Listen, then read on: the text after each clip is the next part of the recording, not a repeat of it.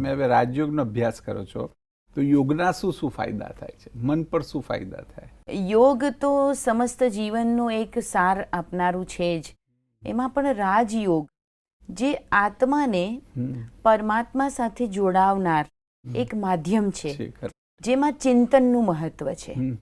ચિંતન, મનન, આ બંને વસ્તુ મનને અતિ આનંદિત પણ કરે છે, એકાગ્ર પણ કરે છે. અથવા એમ કહી શકીએ કે કામ મળે છે મનને. આજે ઘણા બધા લોકો છે એટલા માટે ઉદાસ છે કે એના મનને એવા વિષયો જ નથી જેમાં એને પ્રવૃત્ત કરે. તો સૌથી પહેલા ચિંતન અને મનનનો ખજાનો એ રાજયોગ આપણને ઉત્પન્ન કરાવે છે.